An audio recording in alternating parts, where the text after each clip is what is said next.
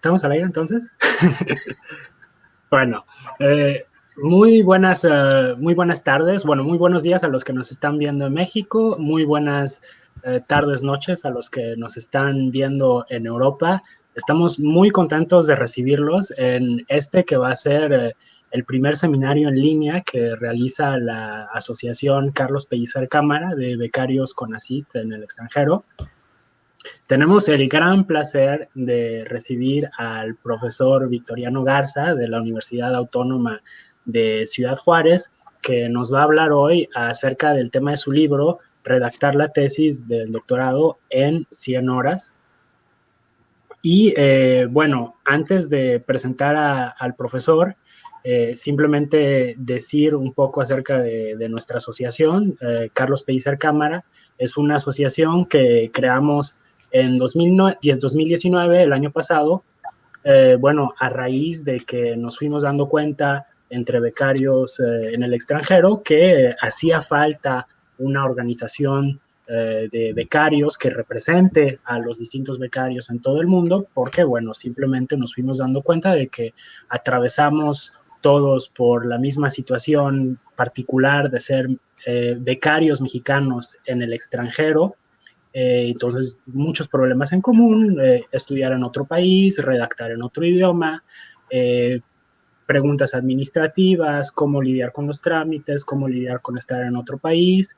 Y bueno, nos dimos cuenta de que hacía falta que nos apoyáramos entre nosotros.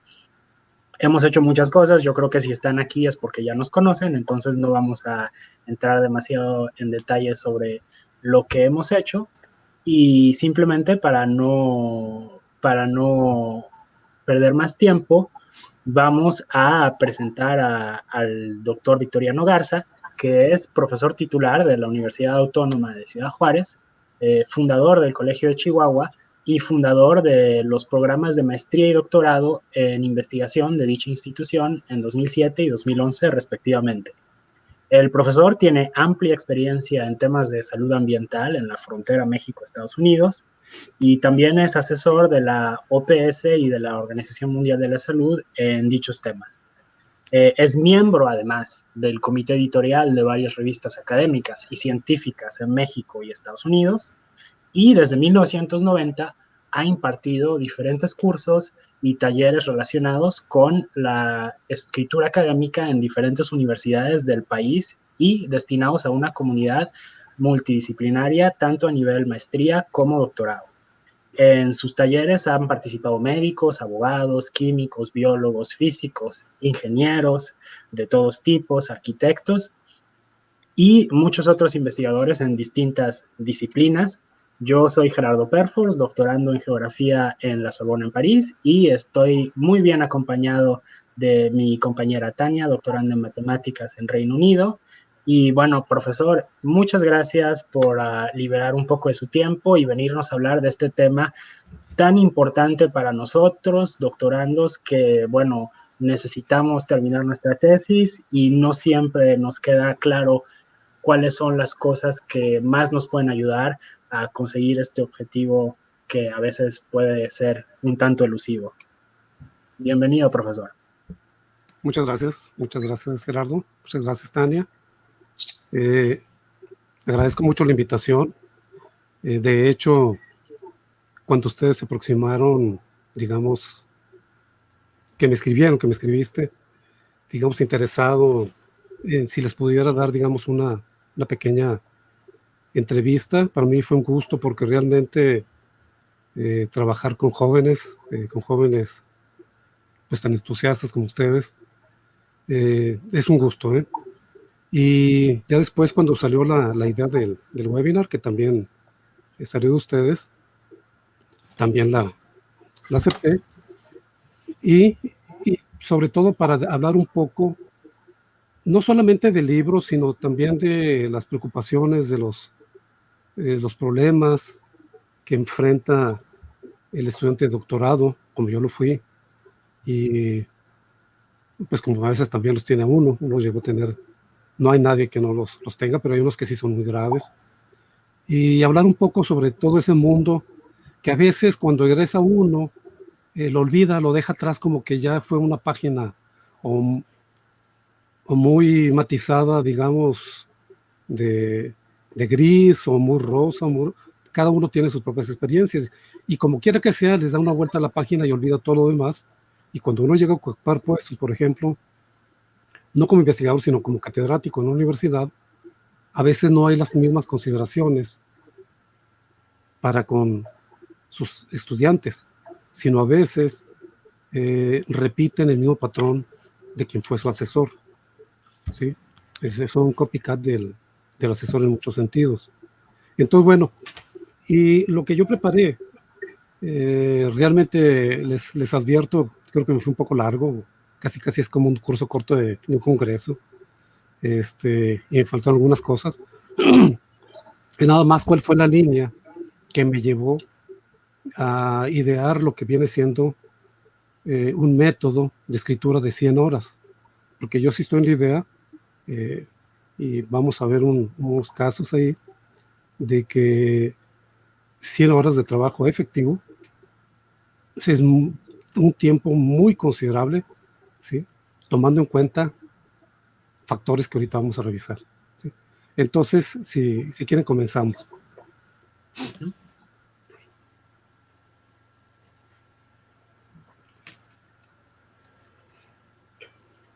Adelante. Bueno, entonces el contenido de la presentación está aquí. Entonces es sobre el problema que viene siendo lo que le llaman en los Estados Unidos ABD, todo menos la disertación, All Bad Dissertation. ¿Qué significa eso? Y luego vamos a ver lo que es la búsqueda de solución a esa problemática, o sea, por qué muchos se quedan sin titularse. Y luego después lo que es, digamos, ese método para lo que es el manejo de su situación. El ensayo, que es, digamos, como el experimento en el que yo probé ciertas, digamos, ideas y cuáles fueron los resultados. Entonces ahí no incluí la clásica discusión, conclusión, que eso, digamos, sería un poco del análisis final. Adelante. En la siguiente, sí. En la siguiente, por favor.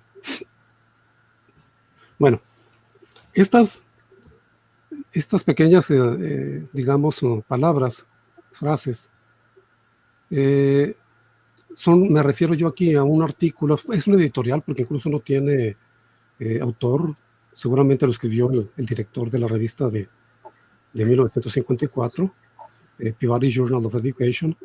Entonces, él empieza a hablar en aquel entonces, estamos hablando de 66 años, dice: la temporada de tesis se abre ahora en la Tierra. Los aspirantes escritores de tesis giran históricamente incontables hojas de libros en la biblioteca. Y pues con una mirada de miedo miran a la gente, están angustiosos de buscar, etcétera, etcétera, ¿sí? Entonces dice, que es bien interesante, dice: aquellos que no veían por la noche para descubrir el error probable, o sea, que no velan por la noche, es decir, aquellos que están descansados, que tienen su miedo, pero que no lo afrontan, son despertados por aquellos que sí lo descubren, ¿sí? Y que están trabajando en su tesis, dice, en sus máquinas de escribir, hace triza la solemne quietud de la oscuridad. Es una manera, digamos, incluso hasta muy poética, pero muy realista, de dos mundos, de la persona que duerme pero no duerme y que tiene un gran problema, que es la escritura de la tesis, y de las personas que de alguna manera resuelven el cómo escribir. Lo resuelven de muchas maneras, lo resuelven solos, lo resuelven con ayuda de asesores, extracurricular, con lecturas de libros que les van guiando, etcétera. Entonces, este es un problema que existe desde muchísimo, ¿sí? No es nuevo el que al egresar no escriban la tesis, por favor. Entonces, con eso estamos designando a las personas, así lo hacen los americanos, a las personas que no terminan la tesis, ¿sí? Todo menos la disertación. Y Una forma grosera que están utilizando ahora para designarlos es llamarlos subdoctorados.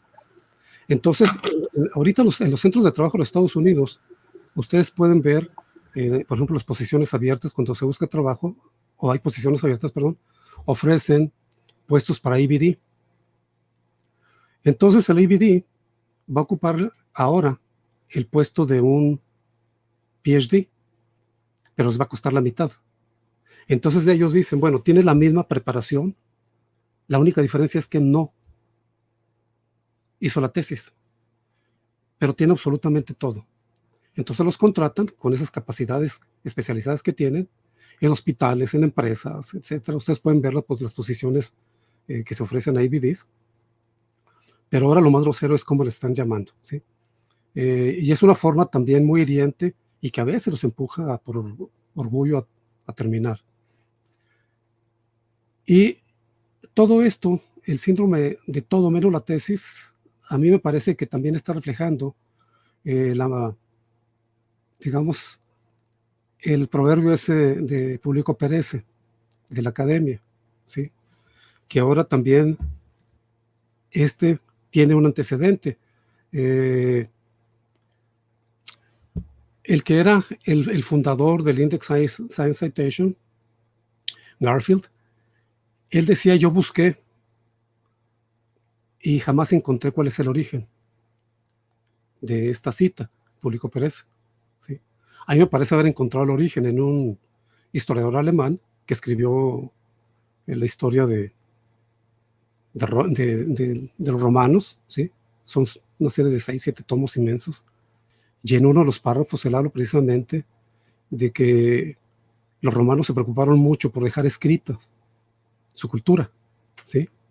Y porque dice, una sociedad que no escribe y publica perecerá. Para mí ese, digamos, sería como la punta de la hebra, porque realmente Publico Perece como que se origina en Alemania. Entonces, bueno, lo del ABD se origina en nuestros vecinos. Entonces, bueno, la escritura de la tesis no solamente tiene como barrera que la principal que digamos, yo encontré en los trabajos que estoy haciendo, las investigaciones, no solamente la escritura. Digamos, la escritura es la parte más importante por la cual muchos de los jóvenes no escriben su tesis, ¿sí? Pero hay otras que se refieren incluso a muchos de los casos que ustedes me preguntaban en la entrevista.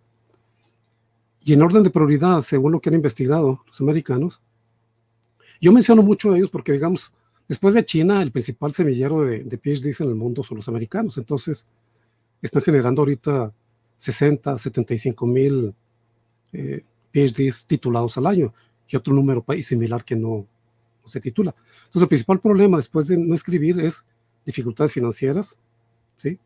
De todo tipo. La pobre relación con el asesor, eso es bien importante, que es lo que les mencionaba en un principio, y a veces cuando egresa la persona y se convierte en catedrático, ya viene clonado al asesor y va a repetir los mismos errores del asesor en lugar de, digamos, de aprender y hacer más llevadera la vida a sus estudiantes, la hace un poquito más difícil o muy difícil. Los problemas con la investigación, por ejemplo, es muy común que a pesar de que hay un protocolo, ¿sí? A veces al asesor se le ocurre, por algo nuevo que le trae el estudiante en la siguiente cita, fíjese que encontré esto, muy interesante, te me vas para allá, ¿sí? Eso lo he visto mucho. Entonces, como que el protocolo nada más, o sea, queda propuesta aprobada ya por el comité, y que ese debe de ser, digamos, la línea a seguir, no lo, digamos, como no lo vigilan, entonces ya el asesor hace lo que quiere. Entonces, lo que en un principio se comienza, termina de diferente manera, ¿sí? Ese también es común. Los problemas emocionales. A veces no tener, digamos, esa resiliencia para poder salir, por estar lejos de casa, estar hablando otro idioma, batallando con el idioma, batallando con la cultura, batallando con la gente, ¿sí? Porque hay sociedades que son muy racistas, por ejemplo, Otras sí son muy abrazadoras, por así decir. Otra es que también tienen oportunidad. Otro de los problemas es que a veces les ofrecen trabajo. Dicen, si no lo tomo ahora, se me va a ir. Entonces abandonan. Es uno de los motivos también del abandono del doctorado. En el vecino país también, por ejemplo, el principal problema de divorcio en el mundo académico son los estudios doctorales, porque el doctorado les exige prácticamente 24 horas, 7 días a la semana, todo el año. Entonces eso hace, también conozco muchos casos de esos donde es o la mujer o la familia y el estudio y dice, no, si no lo hago ahora, no lo hago nunca, ¿sí? Y eso hace que haga un desapego. Y aparte también eso trae consigo, bueno, que a veces se ocupa, digamos, el caso del hombre más que nada, y ya deja de ser el sustento de la familia. Entonces también eso trae problemas, ¿sí? Y otro es la pérdida de interés. Lo que empieza como un enamoramiento, se da cuenta de que no es lo que quieren y se abandona. Y muchas veces se abandona, pues por querer iniciar un negocio ya por su cuenta, por querer, que no se trata del punto número 5, sino de algo diferente. El siguiente. Las estadísticas, como lo estaba mencionando ahorita, en los Estados Unidos nos muestran, es variable, digamos, en este siglo ha sido variable entre un 47% de deficiencia terminal a un 57%. Eso nos dice casi que de cada 2, uno va a salir y el otro no, ¿sí? Pero son muchos los factores que están ahí. Además, una de las cosas es la rigurosidad. ¿Sí? Son programas con un rigor, por eso los ocupa 24 horas, ¿sí? Con un rigor tremendo. Entonces, el programa es riguroso, el asesor es riguroso, las dificultades son muy difíciles, entonces son muchas cosas que se van conjuntando, ¿sí? Y a todo eso se tiene que crecer el estudiante o el estudiante, ¿sí? Esta problemática, como les mencioné al principio, ya es muy vieja, se conoce, pero solamente se han dado consejos y consejos, ¿sí? Entonces, se han ideado cursos, talleres, hay divanes de terapia, por ejemplo, la Universidad de Harvard ideó un diván de terapia, pues para cuando se sienta necesitado el estudiante, vaya para allá. Los estudiantes, como el caso de ustedes, mejor se empezaron a organizar, crear una asociación nacional, ¿sí? de graduados universitarios. Y una de las cosas que, por ejemplo, ellos crearon, por ejemplo, un newsletter y tienen blogs. El blogs, por ejemplo, ustedes lo pueden tener respondiendo a una de las preguntas que me hicieron, que me hiciste llegar. Pueden tener un blog y puede ser privado. Y ustedes pueden estarse comunicando y eso puede ser también una terapia para poder comunicar y entender y las experiencias de los otros, cómo están manejando sus propias situaciones. Adelante. Entonces, con este método, digamos, de las 100 horas, es una forma también de ayudar al estudiante a enfocarse, a tratar de blindarse contra toda esa problemática, ¿sí? Y partiendo de la idea precisamente de que le queda muy poco tiempo para terminar.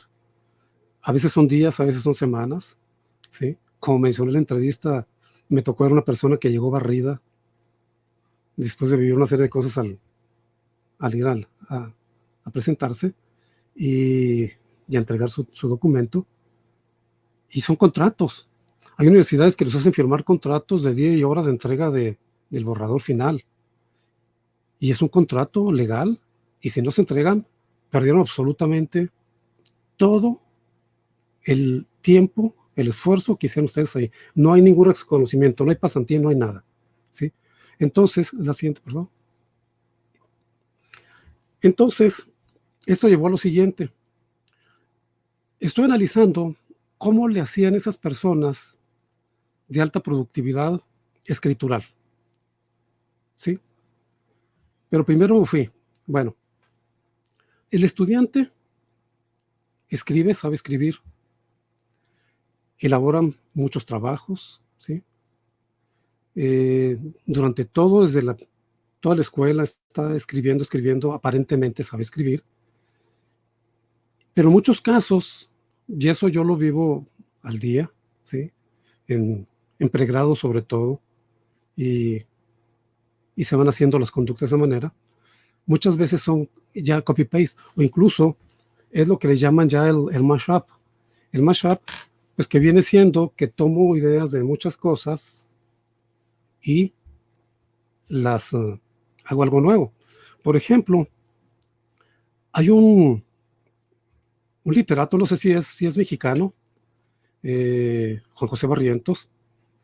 Él publicó en 1989, publicó en la revista de la Universidad de la UNAM un artículo, una entrevista ficticia a Gabriel García Márquez. Este señor había analizado y estudiado mucho la obra de García Márquez, sus libros. Entonces, en esta figurada entrevista, le dice Juan José Barrientos a García Márquez, dice, su libro fulano de tal, usted lo empieza de esta manera, o usted tiene este personaje, pero este personaje yo lo he visto en una obra anterior así. Usted leyó a probablemente sí lo leí. Dice, por ejemplo, dice, Amado Nervo, dice, tiene una obra que se llamaba El Ángel Caído. Dice, el ángel caído me recuerda mucho a su ángel, ¿sí? Y lo va describiendo y va haciendo el paralelo. Dice, ¿no leyó usted a Amado Nervo? Dice, probablemente sí, dice, probablemente, dice, pero la diferencia es que mi ángel, no solamente no lo ven los niños, sino que lo ven todos, etcétera. Y así va, punto por punto. En 100 años de soledad descubre muchísimas cosas, como el caso de que, como comienza la novela, donde el abuelo lo lleva a conocer la nieve. Bueno, eso lo escribió en su diario, en sus memorias, Díaz Mirón. Exactamente eso lo escribió como 40, 50 años antes, ¿sí? Y exactamente es eso. Eso es el mashup. Entonces, se van agarrando ideas, y yo las voy reconvirtiendo, ¿sí?, en mi obra. Eso lo hacen mucho los estudiantes. Y es muy fácil verlo porque cambian los esquemas retóricos de un párrafo a otro. Ellos piensan que no, ¿sí? Y si eso no se detiene, es un problema. Entonces, cuando se llega a estos niveles donde la vigilancia de lo que escriben es muy rigurosa, ¿sí? Y si ahí hay un plagio, los pueden inmediatamente dar de bajo en las universidades, ¿sí? Sobre todo los americanos. Aquí en México muchos han salido bueno, no menciono universidades, instituciones, que se han detectado plagios muy graves. Y es importante con manejar eso. Entonces, la escritura académica, como la escritura creativa, requieren conocer bien el tema, ¿sí? Entender las reglas que aplican y sobre todo practicar como el pianista, ¿sí? O sea, no por tocar en el piano los changuitos, yo ya sé tocar piano, es lo que piensan los muchachos. ¿Sí? Si yo escribo un pequeñito ensayito, ya sé escribir, para nada, ¿sí? Entonces, la tesis para mí, en lo particular, en lo personal, es, digamos, quizá el documento académico más complejo, ¿sí? Pero lastimosamente también no se le considera desde el punto de vista de cuando alguien hace una investigación y va a publicar algo, citarlo, porque lo consideran material de segunda, ¿sí? Y no es así. Tiene una riqueza, no tiene el mismo esquema del artículo científico, pero tiene mucha riqueza, ¿sí? Entonces, en lo personal pienso es muchísimo más complicado que elaborar un artículo científico de cualquier tipo y de muchos tipos, que un ensayo, que una ponencia, que una propuesta de investigación, que también elaborar una propuesta y sobre todo si se va a concursar, tiene su truco. No es donde yo lleno el cuestionario con acito de la Fundación Guggenheim, lo que sea, ya me lo dieron, no es así. Entonces, no es un trabajo de fin de curso, como lo señalo, Entonces, si el estudiante fue poco a poco desarrollando una destreza a lo largo del tiempo, ¿sí? Escribiendo resúmenes, por ejemplo, lo que a mí me llama mucho la atención, la técnica de escritura, por ejemplo, de Carlos Marx, ¿sí? Él, por ejemplo, leía un libro, lo resumía, iba resumiendo, ¿sí? Y de esa manera, él tenía muchos resúmenes. Y luego, de la relectura de eso, él empezaba a escribir capítulos, ¿sí? Esa es una técnica, y hay muchas técnicas. Entonces, es importante que el estudiante detecte su técnica. Puede encontrar la suya o puede encontrar otra y digamos, apropiársela y modificarla para su gusto. Y eso le va a ayudar mucho a digamos, a preparar su documento, ¿sí? Entonces, la siguiente, por favor. En este caso, sobre la curva de aprendizaje, o sea, cómo uno poco a poco aprendiendo, así como el pianista, como el caso de Casals, cuando a los 90 y tantos años le decían, oiga, usted sigue tocando el cello, dice, y todos los días sigo aprendiendo, ¿sí? 8 horas diarias tocando el cello. Entonces, y lo mismo es con la escritura, no importa. Hay un investigador australiano, George, y George dice que uno de los problemas de los académicos es que nunca se asumen como escritores, siendo que la escritura es fundamental en la vida y el éxito del académico. Entonces, realmente el académico se asumen como investigadores y como que esto otro es secundario, no le dan el peso, ¿sí? Y es por eso que cometen muchos errores. Y por eso, de los escritores profesionales o de los que publican profesionalmente, los peores escritores son los académicos, son los científicos, ¿sí? Entonces, el profesor Olson, él enfocó su investigación en Isaac Asimov, porque Isaac Asimov fue científico y fue un gran escritor de ciencia ficción y fue un gran escritor de ensayos y de divulgación científica, ¿sí? Entonces, y él no fue nunca profesor titular, fue profesor asociado y luego, digamos, claudicó, abandonó su carrera. Carl Sagan era un admirador de Isaac Asimov y él dice, Asimov parafrasea a Clemenceau y dice, la ciencia es demasiado importante como para dejarla en manos de los científicos. Y sí es cierto. Muchas veces los científicos dicen, nadie se mete con nosotros, ¿sí? Pero no es verdad, porque si la sociedad, y si el apoyo de la sociedad, los científicos no van a llegar muy lejos, ¿sí? Entonces, ¿qué es lo que está ocurriendo, por ejemplo, ahorita con México, con CONACYT? Pues CONACYT lo conocen los científicos, y ahorita que necesitan el apoyo de la gente, no encuentran la gente, porque siempre criticaron y negaron la divulgación científica. Sí, para ellos el entendimiento público de la ciencia para ellos no era importante, apenas hasta hace poquito. Y muchos de los que lo están haciendo, divulgación de la ciencia, ahorita, no tienen el nivel ni la talla de lo que tienen o el Asimov, o el Sagan, o muchos otros, Rachel Carson, ¿sí? Porque están haciendo mucha divulgación para pequeños. Está bien, pero la sociedad no es una sociedad de niños, es una sociedad de adultos y no se están refiriendo a ellos como adultos, ¿sí? Entonces, es uno de los puntos en los que cogía muy gravemente desde mi punto de vista la divulgación de la ciencia.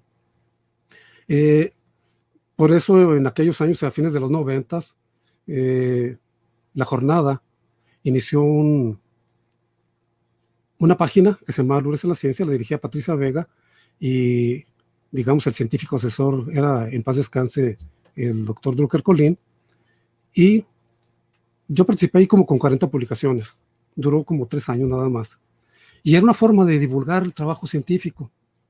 Desafortunadamente cayó, y ese sí estaba teniendo mucho impacto en la sociedad. Algo así se requeriría, ¿sí?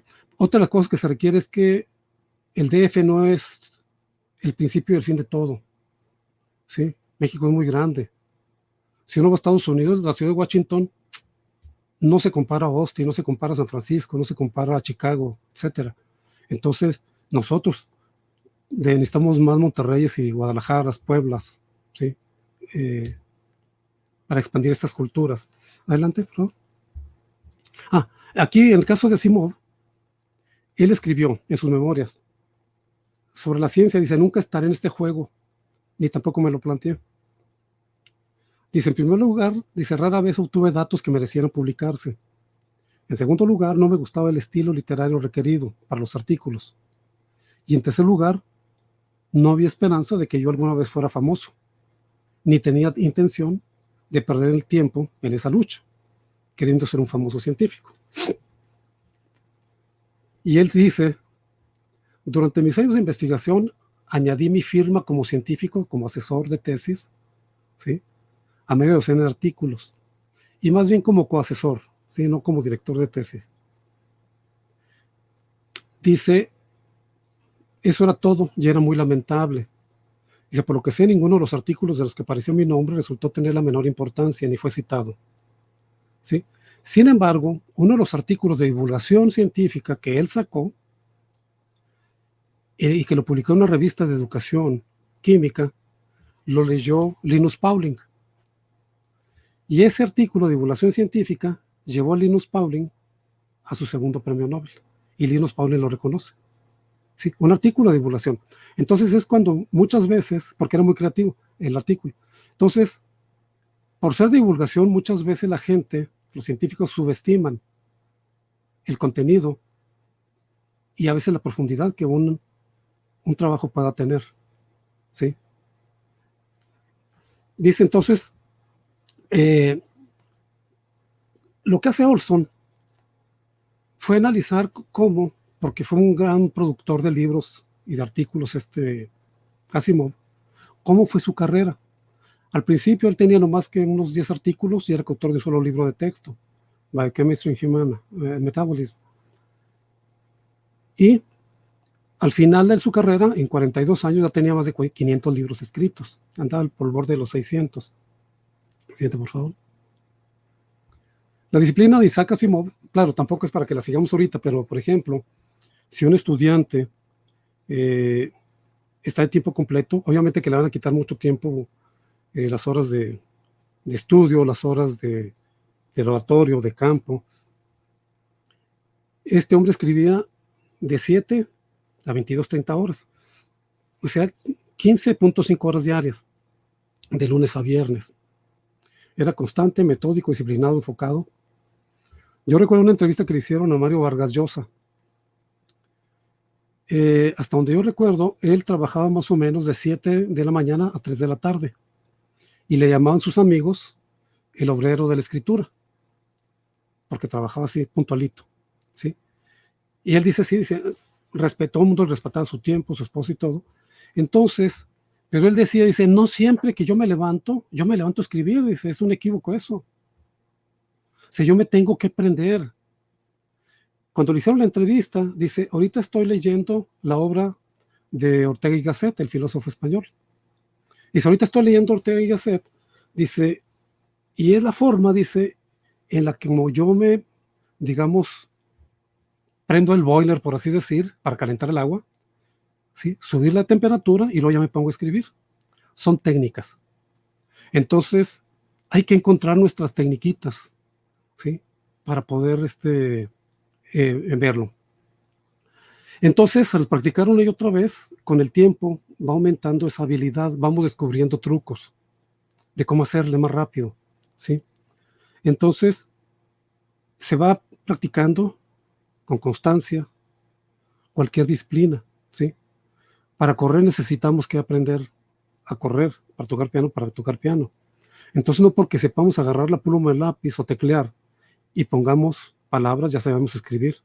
Conocemos cómo se puede escribir, pero hay que aprender a escribir, hay que aprender a comunicar las ideas, ¿sí?, por escrito.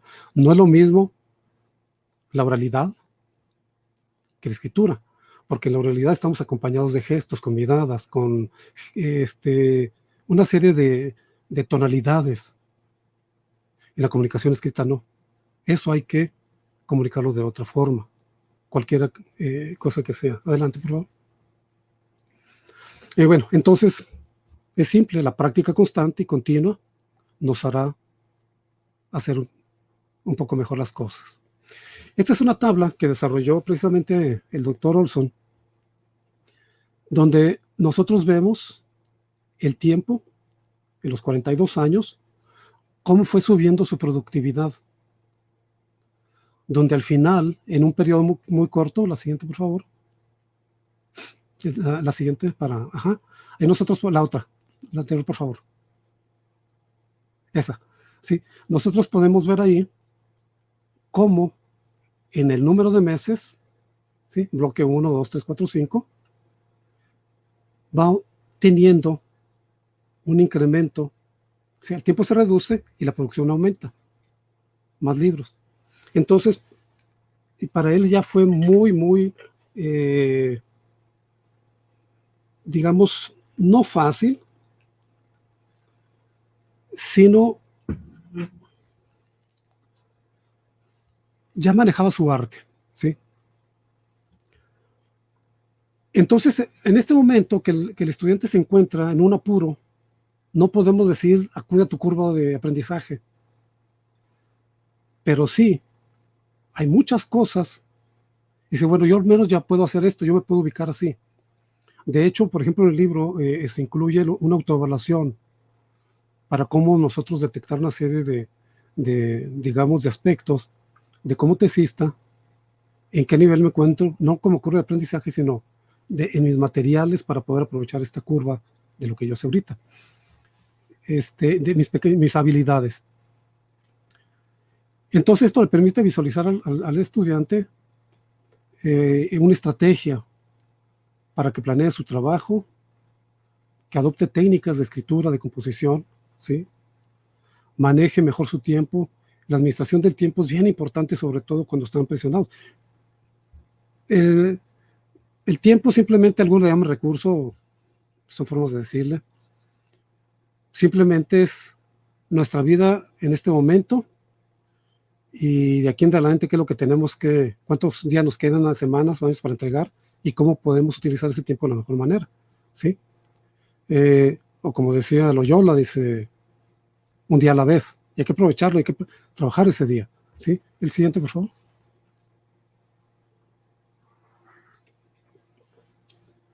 Entonces nos vamos a la búsqueda, a lo que es el tiempo efectivo.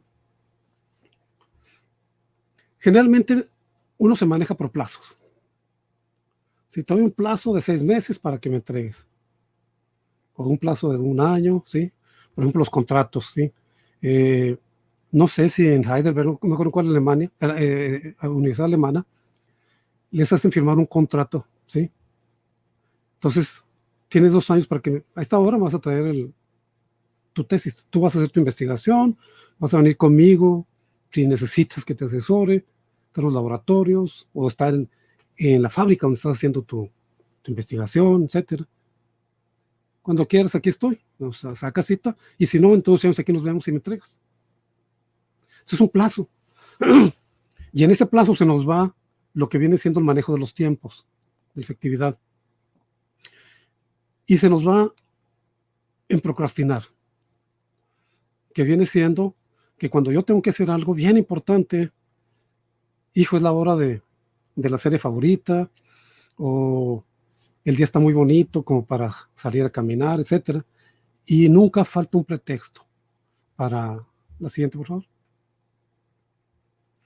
Entonces, el tiempo efectivo es el tiempo exacto que necesitamos para dedicarnos a una cosa, un juego, una lectura, una tarea, la escritura de algo, es lo que yo hago. La siguiente, por favor. Pongo aquí por caso el fútbol americano. El fútbol americano tiene una duración reglamentaria de 60 minutos. Entonces, y por el reglamento determina en qué momento, digamos, los árbitros detienen el juego por una jugada, paran el reloj, inician el juego, ¿sí? Y entre esos momentos en que paran e inician jugadas, el promedio son 3 horas y minutos. 3 horas, 12 minutos, el promedio de un juego americano. Hay juegos de americano que han durado más de 4 horas, ¿sí? Y por el tiempo efectivo es 1 hora. Ahora, un poquito atrás, por favor. Sin embargo, una persona hizo el estudio viendo videos, ¿sí? Biderman, y analizó cuánto tiempo el balón realmente está en movimiento.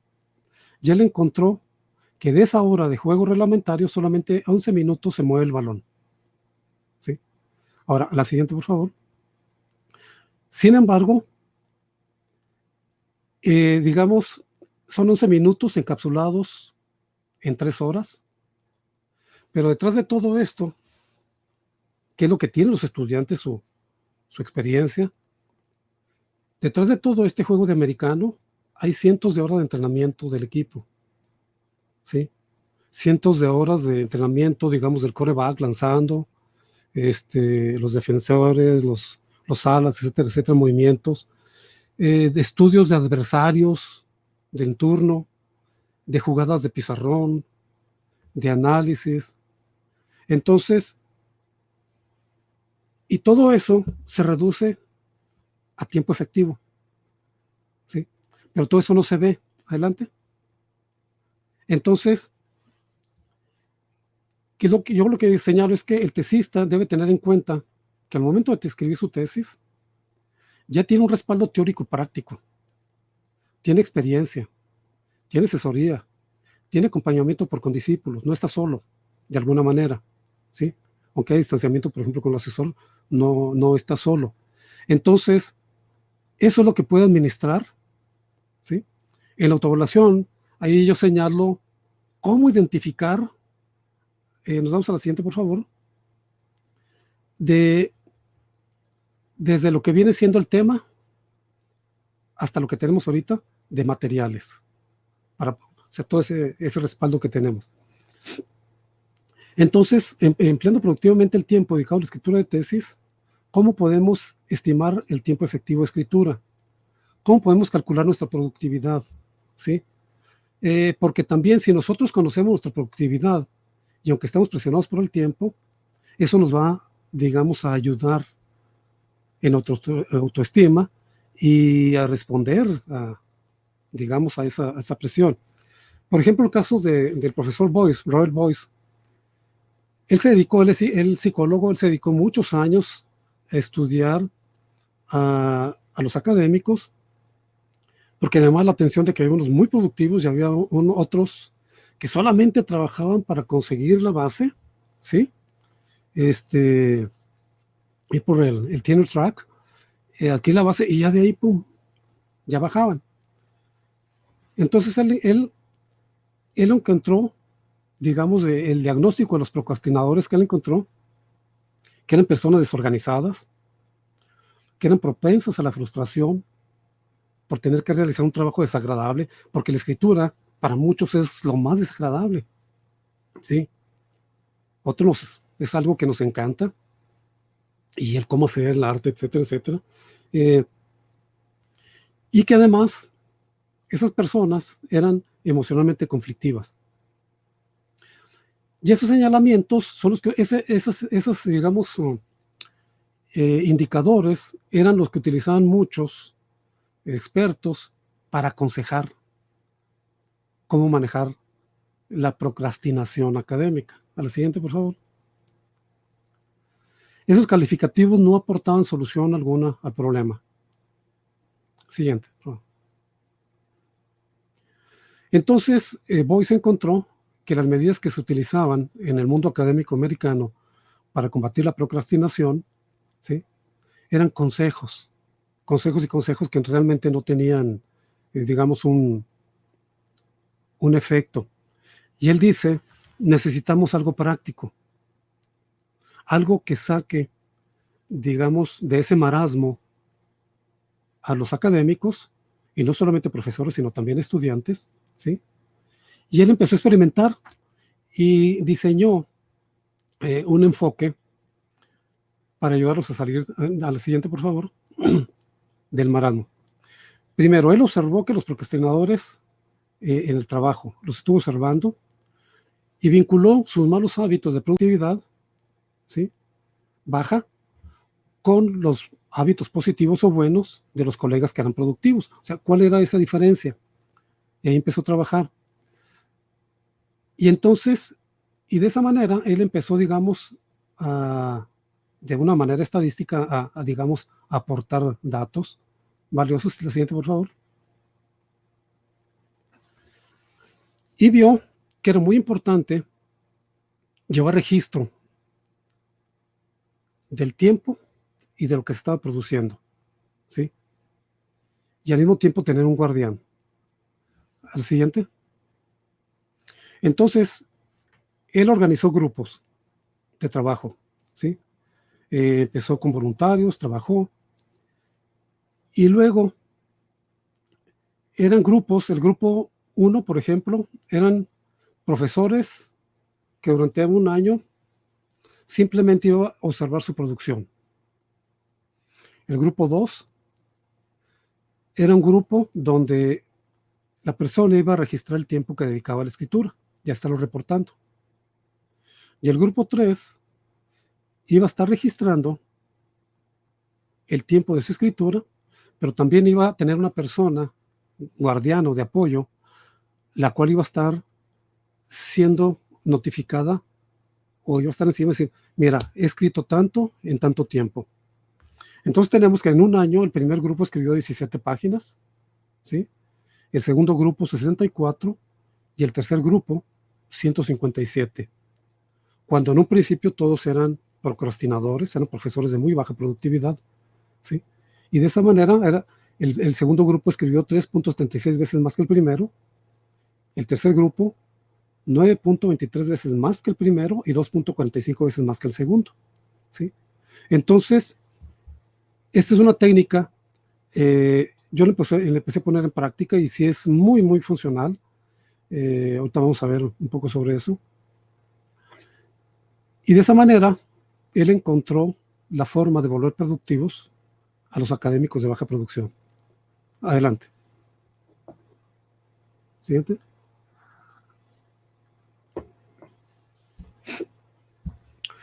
La idea de los 100 horas es en absoluto es mía, ¿sí? Lo de la tesis sí, pero proyectos de 100 horas no. Entonces, esos proyectos de 100 horas se idearon hace mucho tiempo en las escuelas americanas, precisamente para evitar darles plazos para el desarrollo de trabajos a los niños, a los jóvenes. Entonces, planean sus proyectos de escritura, de lectura, deportes, etcétera. Por ejemplo, para el club de libro, bueno, 100 horas de lectura, club de escritura, 100 horas de escritura, ¿cómo se llama? Boy Scouts, etcétera, una serie de actividades. Y eran tiempo efectivo de práctica y de seguimiento. Entonces no eran función de plazo de semanas o de meses, sino de horas. Las pueden hacer en 2 semanas, en 3 horas. Y este es un esquemita, ¿sí? De hecho, hay una página en internet que se llama Las 100 horas, y que nace de eso, donde era una forma de, digamos, ir llevando el conteo de las horas trabajadas, ¿sí? Hay muchas maneras digamos, de llevar ese, ¿sí? Así como tenemos el podómetro que mide los pasos que uno da, bueno, podría haber algún contador de tiempo. Yo, por ejemplo, utilizaba lo que es el Tomato para, digamos, para llevar tiempos, y pues, tiempo de trabajo y lo tiempo de descanso, porque también hay que hacer descansos. Es una de las cosas que es muy recomendable, eso lo pongo en el libro, hacer interrupciones, oxigenarse un poco con cualquier cosa, hacer qigong, hacer algún movimiento de qué sé yo, y volver otra vez a la actividad. Entonces, ellos utilizaban bitácoras. Es bien importante llevar bitácora, muy importante es llevar un diario de trabajo. Y de esa manera los jóvenes van viendo sus progresos, ¿sí?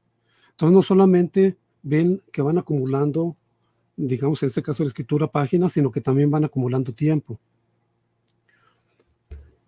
En el caso del tesista, esta es una forma, digamos, en que va, digamos, tiene material para elaborar reportes, sus avances de proyecto, etcétera, ¿sí? Yo recuerdo en una ocasión un curso sobre este tema que di en la Universidad de Guanajuato. Me invitaron para allá, la dirección de investigación, y recuerdo que había una joven española de La Coruña, y me decía, dice, oiga, profesor, dice, yo tengo más de un año, dice, queriendo escribir la tesis y no puedo, y no puedo, y no puedo, ¿sí? Entonces dije, a ver, ¿qué es lo que tienes? Ya me mostró. Entonces le dije, mira, ponte a hacer esto, ¿sí?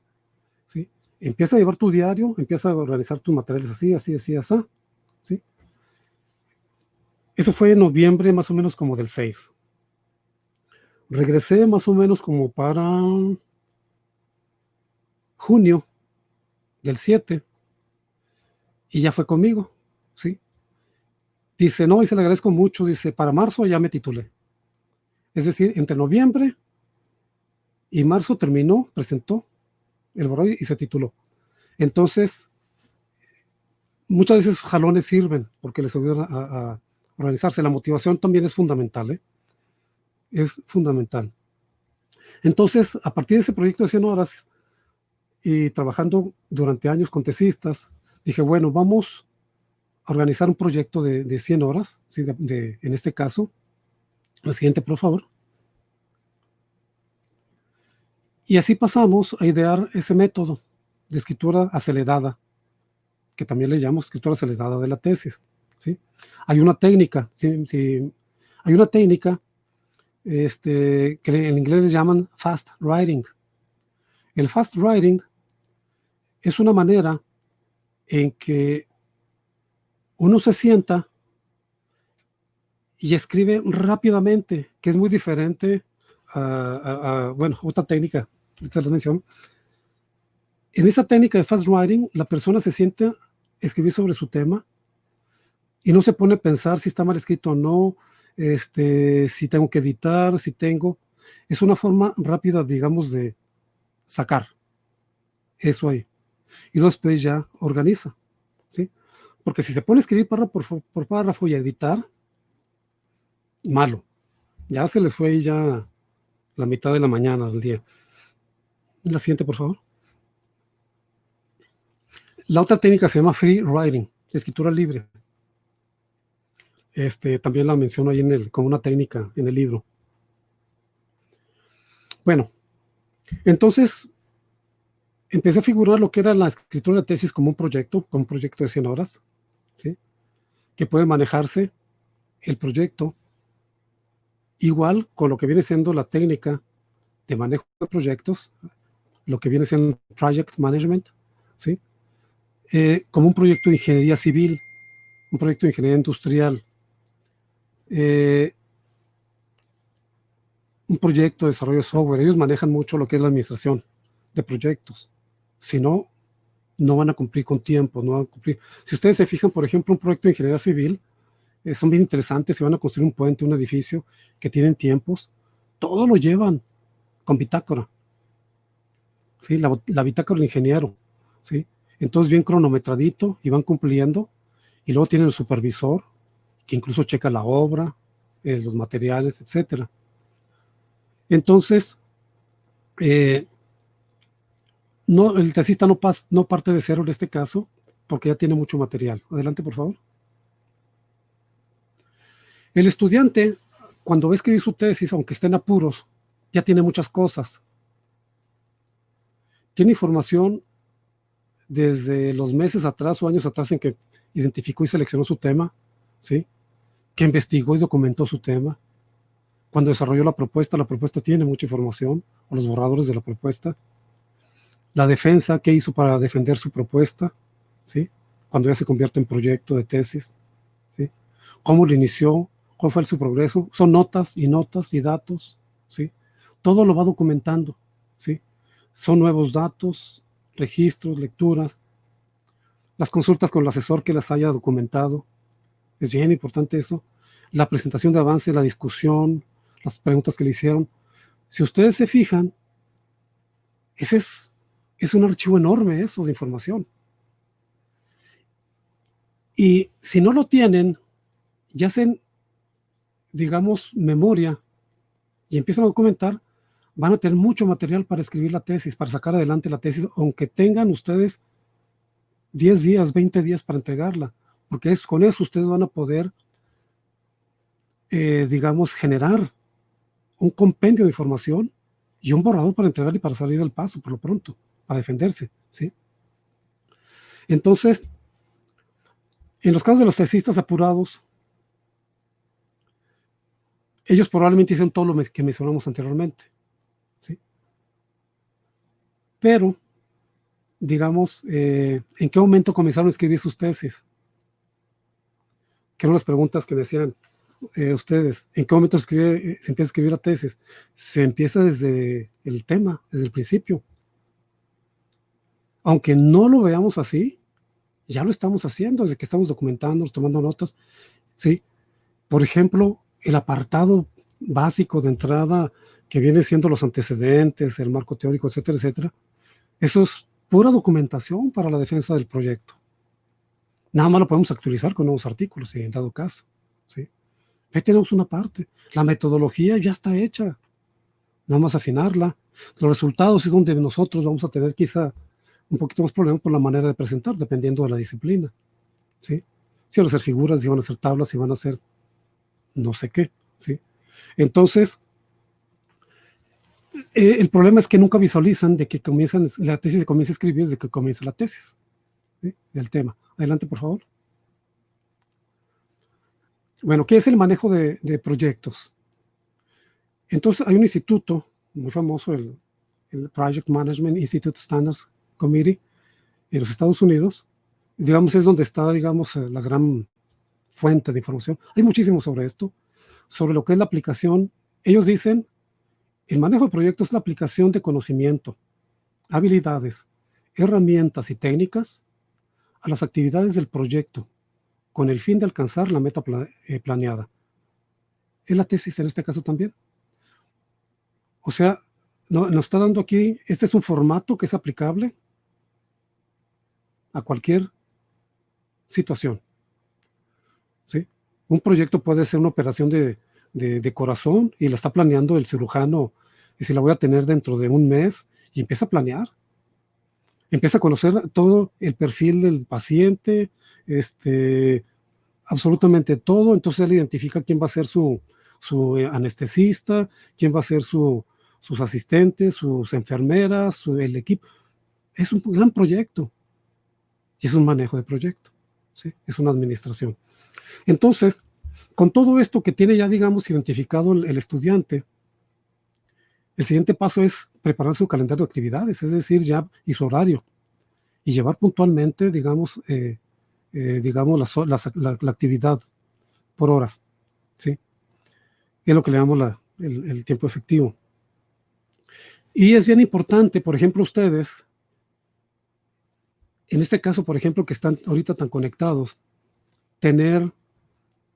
ser ustedes mismos vigilantes del otro en cuanto avance. No importa que sean disciplinas diferentes, ¿sí?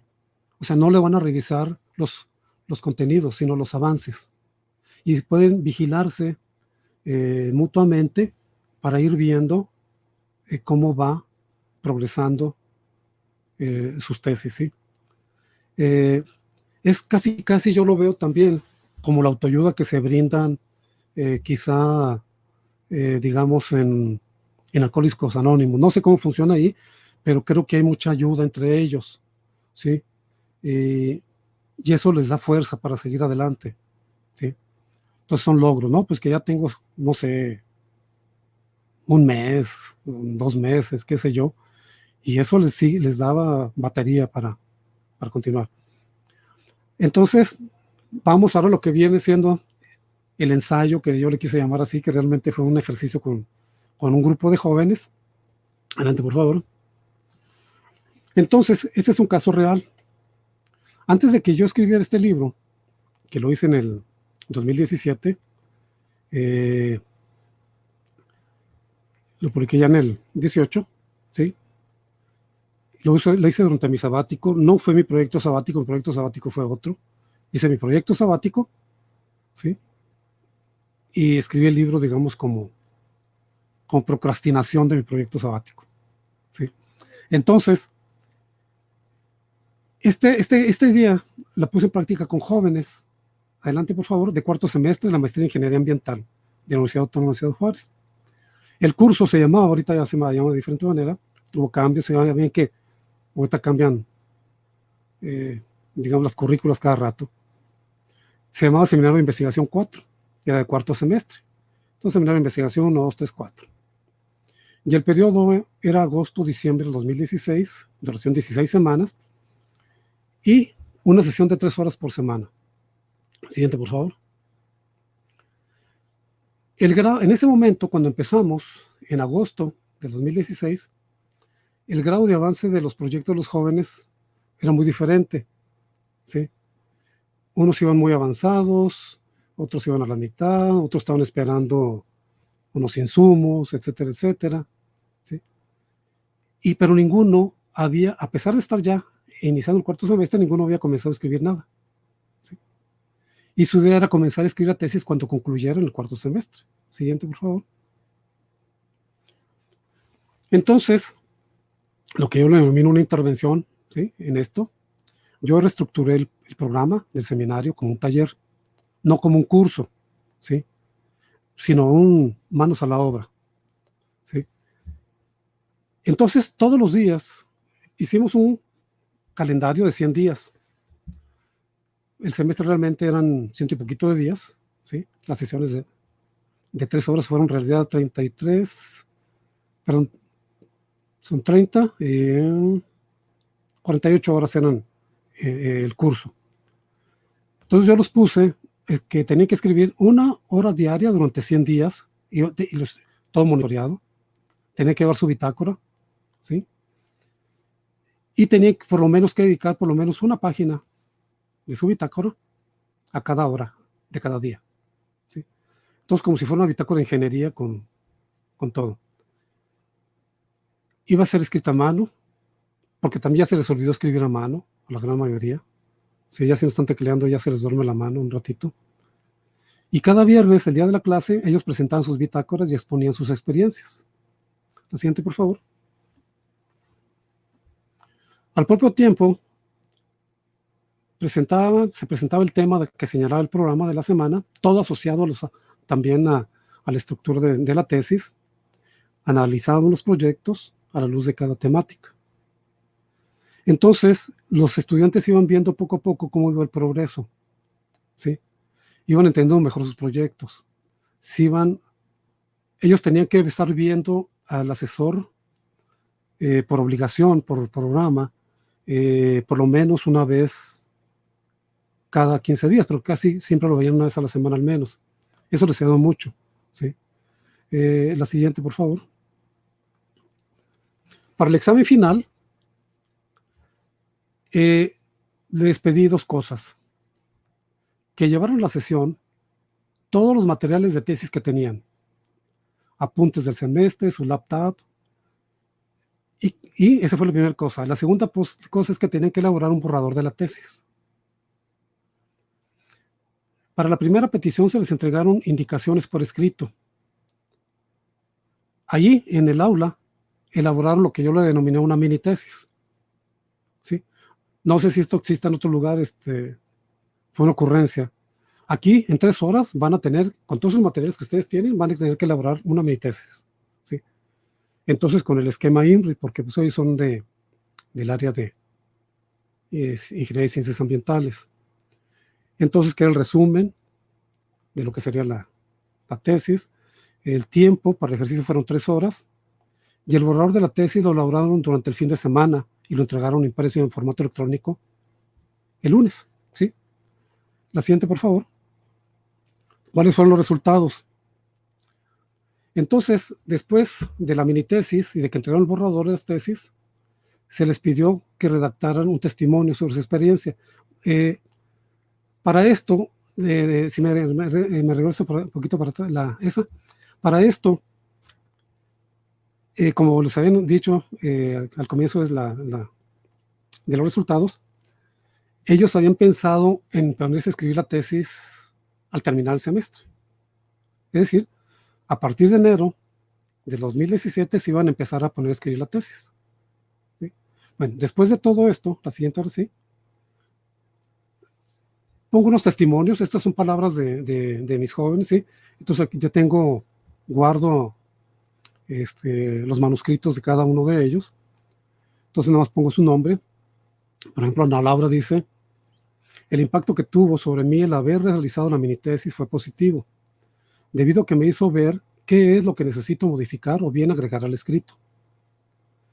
De 3 posibles títulos, porque es bien importante, muchas veces no se ve así el título, y se me ayudó a seleccionar el más adecuado, ¿sí? Porque yo siempre les pedí que tuvieran 3 potenciales tentativos títulos. Y al momento de estar escribiendo me di cuenta de frases repetitivas, información que debía ser resumida, necesidad de explayarme más. Dice, este ejercicio de minitesis nos ayudó tanto a mi asesora como a mí en lo personal, ¿sí?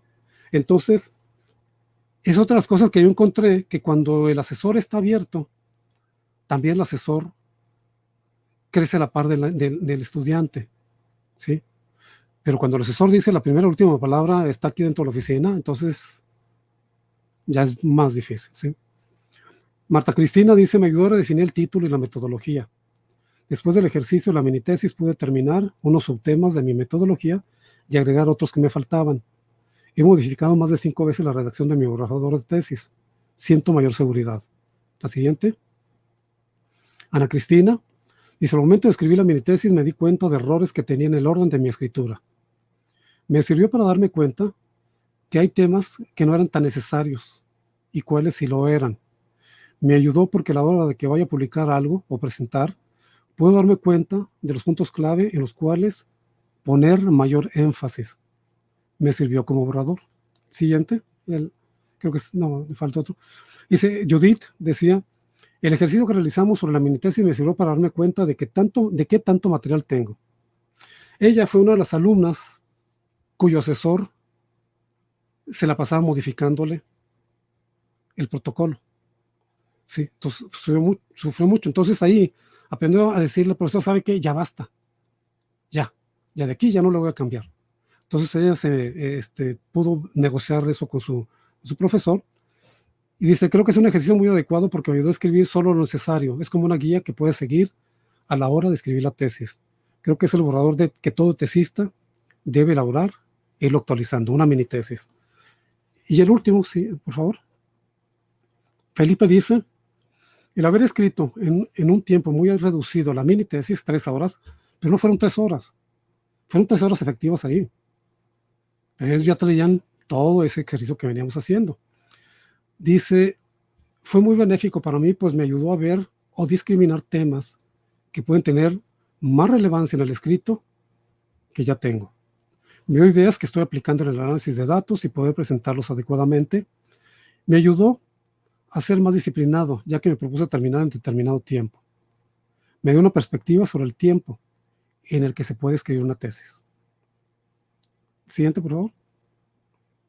Entonces, ya para terminar, es la última. El grupo de estudiantes terminó la tesis y se graduaron entre enero y marzo del 2017. Es decir, en el tiempo que ellos tenían pensado ponerse a escribir la tesis, se titularon. Y algunos de ellos ahorita ya están terminando el doctorado en MSU, Universidad de Nuevo México, y en la Universidad de Texas, aquí en El Paso. Entonces, una de ellas, la que está en Nuevo México, dice que este curso le ayudó mucho para poder manejar allá sin problemas lo que viene siendo su proyecto, su tesis, ¿sí? Bueno, entonces, en resumidas cuentas, que le digo, se ve como un mini curso, un curso corto de conferencia, más que una presentación pequeña, pues para tratar, digamos, aportarles algunas ideas y espero que algo de esto les pueda servir, porque es un momento crítico realmente la elaboración de la tesis, la escritura de la tesis. Y no es para dejarla atrás, olvidada, sino es aprender de todo eso, es un esfuerzo muy grande y aplicarlo más adelante, ¿sí? Entonces quizá más adelante ustedes saquen, conozcan libros. Es otra de las cosas que a mí me llama mucho la atención en eso de cómo es posible que no empujen, por ejemplo en México, que los científicos, de tanta experiencia que tienen, no los empujan a que escriban obras individuales. Los libros colectivos son buenos, pero híjole, hasta para eso hay que saber organizar y escribir un libro colectivo. Hay toda una regla, ¿sí?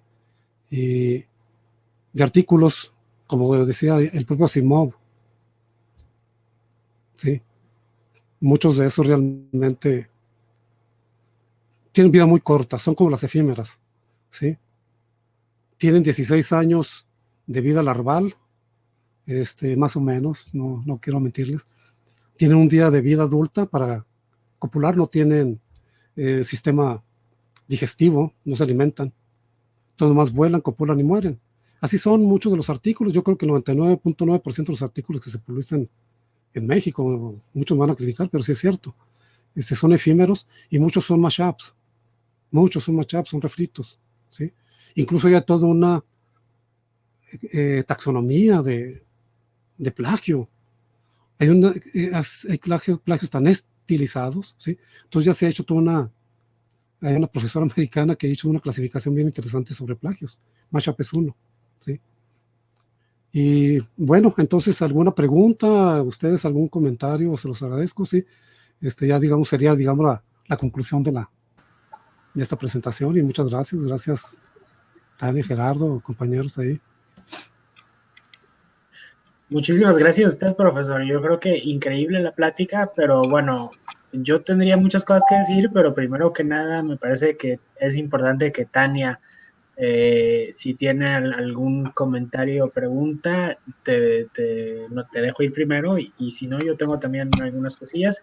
Y bueno, le comento que a través de Facebook llegamos aproximadamente a 50 personas que nos estaban viendo en vivo y de todos modos tendremos el archivo que podremos compartir, pero han habido muchas reacciones muy positivas de gente muy contenta de tener esta oportunidad de estar escuchándolo. Gracias a ustedes ustedes que abren espacios, porque yo les digo, incluso este libro se lo obsequié a la directora de becas de posgrado de CONACYT, quedó en comunicarse conmigo y ahorita la estoy esperando. Ya eso fue en marzo.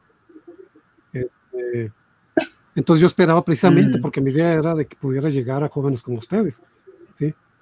Y no para vender el libro, sino para tener este tipo de comunicaciones, por decir un taller en algún lugar, hacer un taller de una semana, porque es un trabajo, los cursos que yo doy en ese sentido son mínimo 30 horas, ¿sí? 30 horas presenciales, pero además los jóvenes trabajan por la tarde otras 6 horas, son 6 horas y 6 horas aproximadamente, ¿sí? Pero esa es la respuesta de CONACYT, ¿no? Sí. Y ustedes, gracias que se ven. ¿Sí? Adelante, Gerardo. Bueno,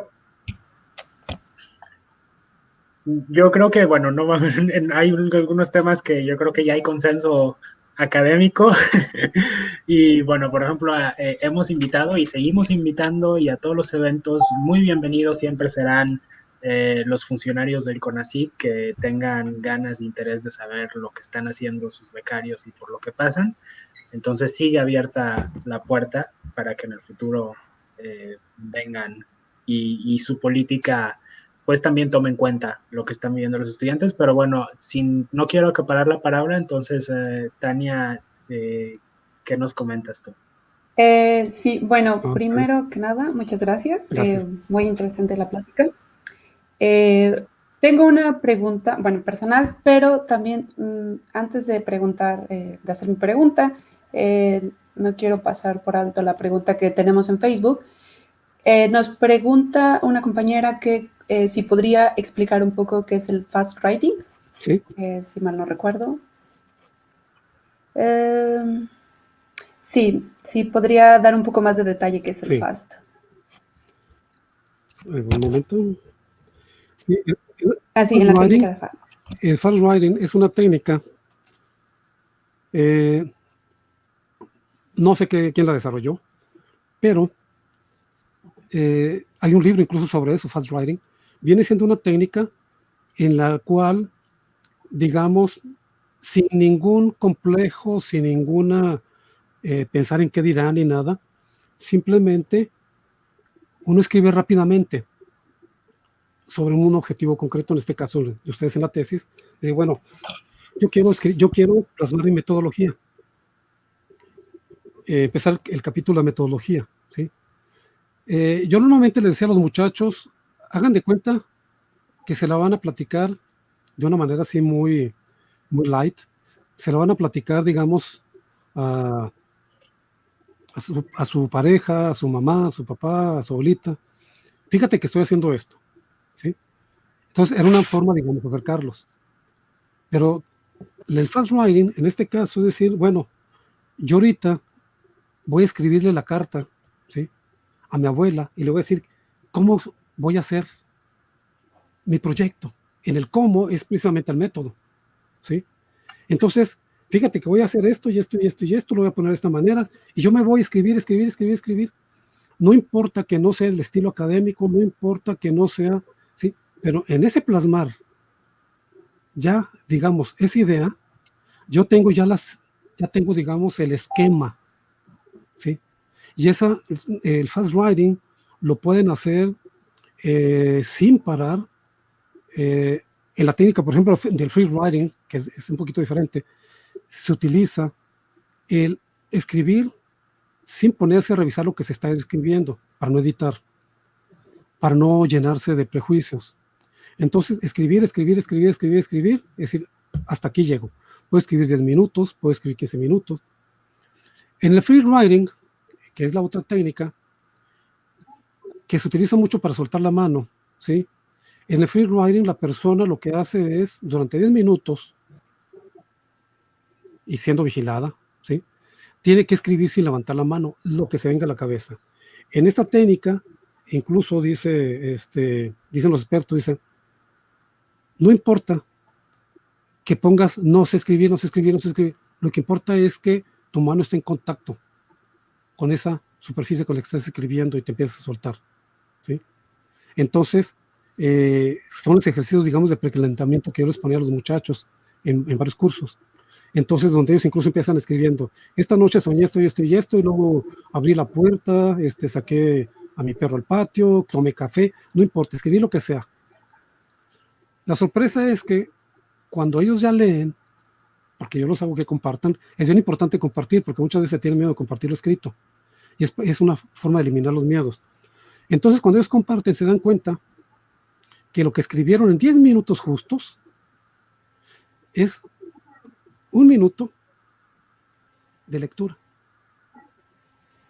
Entonces es también cuando dimensionan lo que es ya también, digamos, ese mundo de la escritura que está ahí, y lo que es el hablar, comunicar. Entonces digo, cuando usted estás platicando tu capítulo, ¿cuántas páginas hubieras llenado ahí? Ahora, no es lo mismo que yo le estoy dictando a un aparato, ¿sí?, y me lo ponga todo por escrito, porque, como les decía, no los gestos, los tonos, todo eso, y las articulaciones, obviamente, no lo mismo la comunicación oral que la escritural.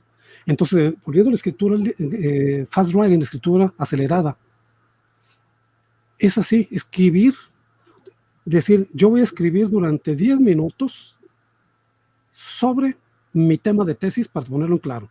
No me voy a poner a editarlo, no me voy a poner... Sí, ya cuando yo termine los 10 minutos y suene digamos, el timer, entonces yo ya lo leo y lo edito. Voy a tener paja sin duda, pero voy a tener ideas. Y si yo hago este ejercicio, me va a soltar la mano, ¿sí? ¿Sí? Entonces, les digo ahí, en lo pragmático que a mí me llama mucho precisamente de la sociedad vecina, es que insisten mucho en eso, ¿sí? Yo digo, hay más de 4,000 libros sobre escritura de tesis, ellos generan más de 350,000 títulos al año de cualquier cosa. O sea, es una sociedad muy escritural, ¿sí? Nosotros no, incluso leemos muy poco. Es muy importante tener la lectura, que también lo señalo yo ahí, ¿sí? Porque la lectura y la escritura van juntas, ¿sí? Es bien importante. Y no solamente leer. Yo he tenido alumnos en maestría que dicen, yo no he vuelto a agarrar un libro desde que salí de la universidad. Ah, caray. se hace 5, 6, 8 años. Híjole, entonces, ¿qué lees? No, pues la página deportiva. Sí, entonces, bueno, de la página deportiva una maestría. Claro. Sí, entonces, hay muchas cosas, sí. Adelante. Bueno, también tenía otra pregunta. Bueno, por ejemplo, en estos estudios que se han hecho no sé, de cómo hacer más eficiente la escritura de la tesis, se ha considerado, por ejemplo, factores extraordinarios como lo son ahora mismo el COVID, que usualmente encerrar a la gente y sacarlos de una rutina y readaptarlos a una nueva rutina, encerrarlos, que se sabe o al menos se entiende que puede provocar algunos trastornos, bueno, no trastornos mentales, pero puede tender a que uno es un poco más, tienda a depresión, se angustia más y estas cosas. ¿Usted cree que esto es un factor para que también el estudiante, para que sea un poco más lento la escritura? Y si lo es, ¿cómo, no sé, alguna recomendación o cómo salir de ese hoyo? Sí. Seguramente ahorita ya se está investigando y trabajando sobre eso y escribiendo sobre eso, ¿sí? Yo tengo un pequeño, cuando eso empezó en México, que empezamos en marzo, aunque realmente yo me enfermé de esto en febrero, ¿sí? Y sí estuve medio grave. Entonces, yo escribí un articulito que lo publiqué en la página, en la publicoperece.com, que se llama El COVID en tiempos, el COVID la tesis en tiempos de COVID, algo así, ¿sí? Y precisamente abordo eso, ya desde abril, ¿sí? De este año. Y empezaron a salir mucho sobre eso. Ahora, sí he visto mucho, digamos, expresiones de jóvenes, no tanto de profesores. Sin embargo, tengo una amiga, ella es la jefa del Departamento de Ingeniería Civil y Ambiental de la Universidad de Texas A&M. Ella está en Galveston, Texas. Y ella sí me dice que ella sí ha notado a los estudiantes, ¿sí?, de posgrado muy, muy deprimidos. Y ahora que hace días fue el Día de Acción de Gracias, pues que es un día como una primera Navidad, realmente para muchos es más importante que la misma Navidad en los Estados Unidos, y el no poder viajar a ver a sus familias, ¿sí?, los deprimió muchísimo. Incluso hubo suicidios, ¿sí?, en los Estados Unidos. Entonces, cuando una depresión, y además una depresión en encierro, y una depresión con pánico, ¿sí?, o sea, son muchos factores. Entonces, definitivamente, yo creo que sí está pasando ya algo muy grave y se tiene que hacer algo sobre eso, para poder sacarlos. O sea, y es que el encierro es tremendo. El encierro, no porque tengan ustedes que estar dedicados mucho tiempo a estar estudiando y trabajando. Bueno, cuando quieren salir, salen, salir. Pero en esos momentos así, de que es una obligación, y además que quieren poner policías, por ejemplo, aquí en Chihuahua pusieron vigilantes de que trajéramos tapabocas a salir, y empezaron a multar gente y detuvieron gente en la ciudad de Chihuahua. Sí, entonces es ridículo.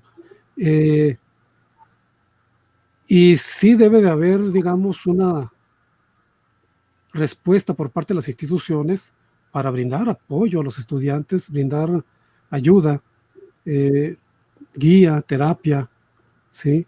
Tener un teléfono, así como para las personas pues que caen en la adicción otra vez, o suicidas, etcétera, y teléfonos, deben de tener también así uno.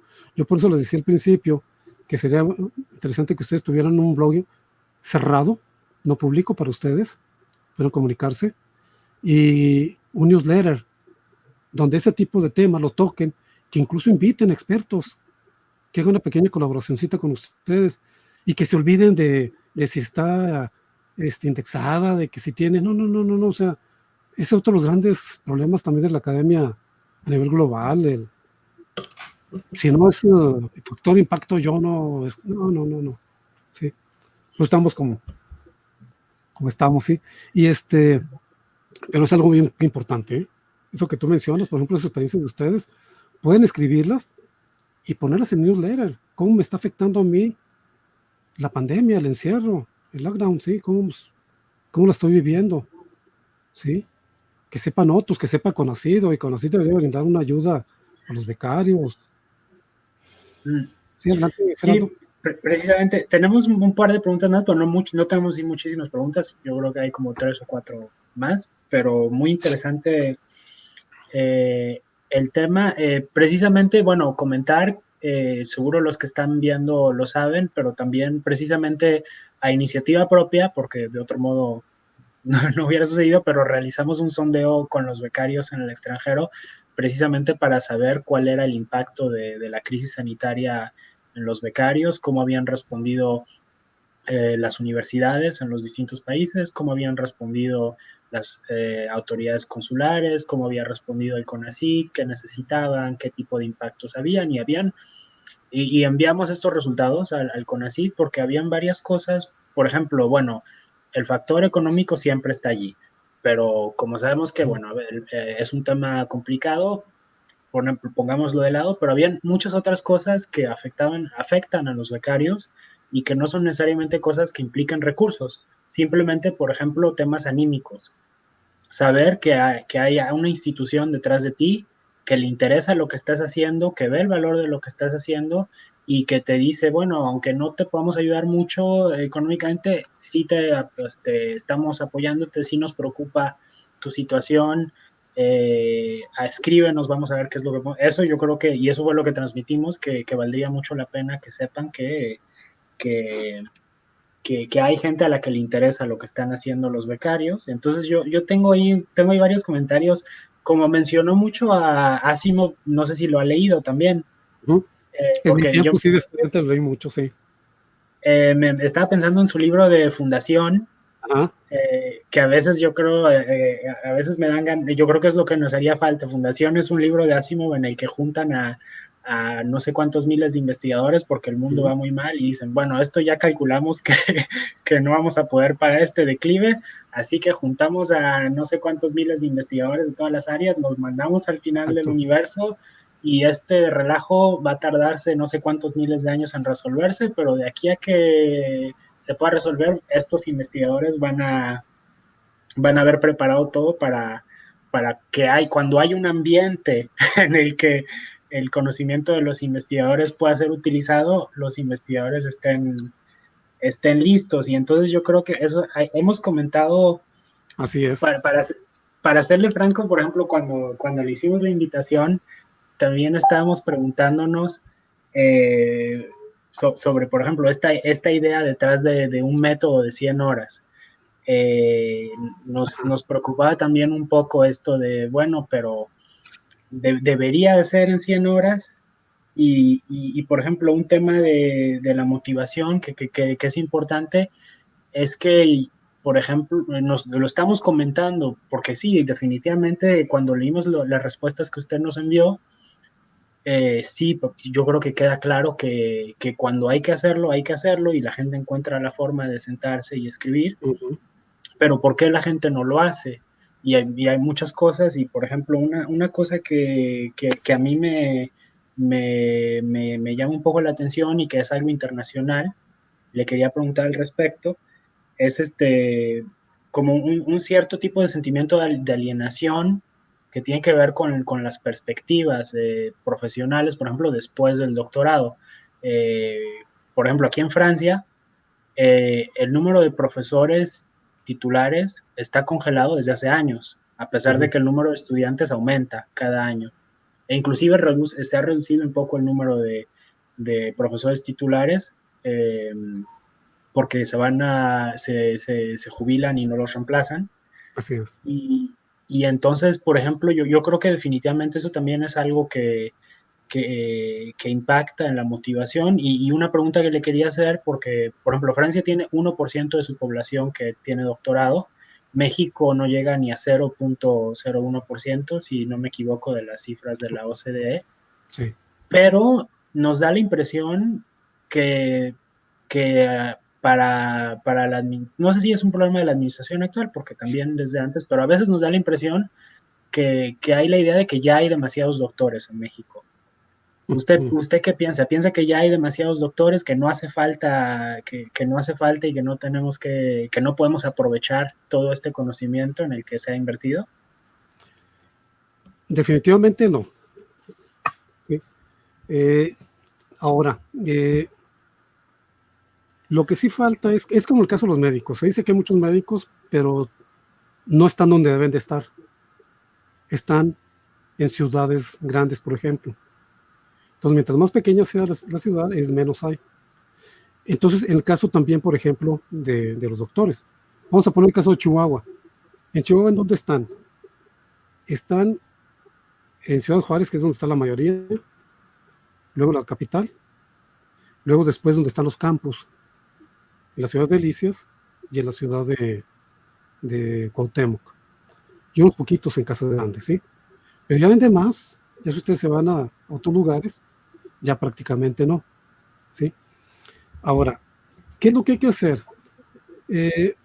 Yo, por ejemplo, una de las que no la puse ahí, había puesto precisamente lo que era la eficiencia terminal, había desarrollado un capítulo, pero no, dije, no quiero meter eso ahí. Y en el caso, por ejemplo, de México, la eficiencia terminal empezó a preocupar el caso antes de que hubiera los posgrados que nomás habían en la UNAM, y Poli, por así decir, en 1960. La eficiencia terminal de México era de más del 90%, 95% a nivel de licenciatura, ¿sí? Se hacían tesis, pero la tesis no era, digamos, algo obligatorio. Sí es obligatorio porque a partir del 59-60. Incluso tengo yo por ahí una declaración, no sé si de Gómez Pompa, no me acuerdo cuál profesor de la UNAM, de aquellos años, donde él decía de cómo era posible de que los obligaran a hacer algo que ni ellos mismos sabían cómo hacer. Es decir, que los muchachos hicieron investigación de tesis, que ellos los condujeron y que además generaban tesis, ¿sí? Entonces, en aquel entonces nada más había 31 universidades públicas y 19 privadas. Bueno, ahorita en México hay casi 5.400 universidades, de las cuales son como 1.500, 1.700 públicas y el resto son privadas. Ha crecido mucho. No todos esos centros universitarios tienen doctorados. Pudieran tenerlos. Algunos están abiertos a ofertas de proyectos, ¿sí? Si llegan con proyectos, probablemente sí los admitan. Ahora, pero hay otra cosa. Yo estuve muchos años, yo estuve más o menos entre el 2000 al 2014, estuve en el SNI. Y yo me puse una fecha de ya no estar. Porque para mí era estar nada más dedicado a cumplir, que es muy diferente que ustedes están jóvenes y están empezando. Pero si no, o sea, yo no puedo estar dedicado y además se acostumbra a vivir con ese, digamos, extra. Si cuando yo me jubile o me retiro, me pase algo, o sea, ese extra me lo quitan. Ya no está en mi presupuesto de vida. Entonces yo voy a estar, tengo que hacer algo. Y empezar a trabajar en otras cosas. Entonces, como emprendedor. Entonces tenemos una editorial, publicamos libros, damos cursos, capacitaciones, sobre todo en la industria, etcétera. Entonces yo cambié en ese sentido, sin dejar en la universidad y sin dejar de trabajar como investigador, obviamente. Ahora, existe la vertiente del emprendimiento, que en México está muy abandonada por parte de los académicos, ¿sí? Tengo un amigo, él es egresado de cuando el TEC de Monterrey era TEC de Monterrey, como él dice. Ahora ya no es como era antes, ¿sí? De una gran calidad. Él es bioquímico.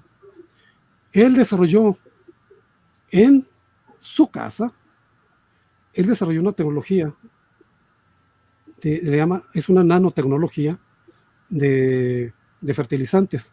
Entonces ya no son fertilizantes, son un alimento para plantas, ¿sí? Tamaño nano, y desarrolló toda una tecnología. Y hizo un convenio con un grupo de españoles, fueron los únicos que le invirtieron, nadie le quería meter, y le invirtieron para instalar el laboratorio. Eso fue en el 2003, más o menos, 2002-2003. Ahorita es una súper empresa, ¿sí? tiene más de 500 empleados, ahorita está en Perú, en Brasil, etcétera, acaban de abrir en Alemania. Entonces, con él escribimos un libro, ¿sí?, sobre la historia de esa tecnología. Y entonces es lo que yo le llamo el investigador emprendedor, ¿sí? ¿Cómo le llaman? Scientist entrepreneur, ¿sí? Científico emprendedor. Entonces es donde él lleva lo que es la investigación, pero la producción de bienes, de servicios, diferente al científico. Y él escribe papers y él publica y todo, pero no está interesado en el SNIP, ¿sí? Yo firmo papers, pero yo firmo los cheques, ¿sí? Aunque él está publicando obviamente artículos y lo que quieras. Entonces, el esquema del investigador científico, el emprendedor científico, es un esquema que se puede por ahí transitar como un intelectual. Por ejemplo, el caso de Octavio Paz como intelectual emprendedor es muy interesante, ¿sí? Él hace de la revista Vuelta y de su editorial y todo eso, es una gran empresa, que después la siguió Krause con sus cosas, bueno, pero son empresas intelectuales. Ese tipo de empresas, ¿sí?, son muy necesarias para países como nosotros. Si nosotros volteamos a ver otros países donde hay científicos emprendedores, no están necesariamente pisando la academia, ¿sí? Asesoran, trabajan con ellos.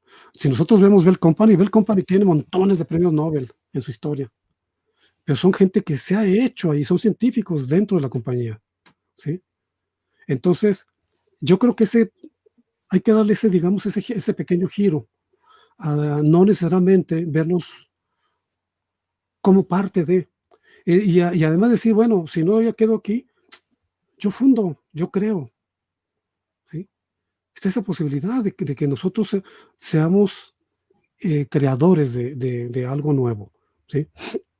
El caso del Colegio de Chihuahua, yo no soy cofundador como tal, soy cofundador con el doctor Carlos González, él es ahorita el secretario de Educación del Estado, y era una simple idea que traíamos, ¿sí? Éramos un grupito muy pequeño, éramos 4, ¿sí?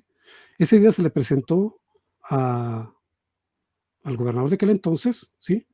Se trabajó la idea, le gustó al señor, y dice, órale, adelante. Y con un pequeñito bono, ¡pum!, se fundó el colegio.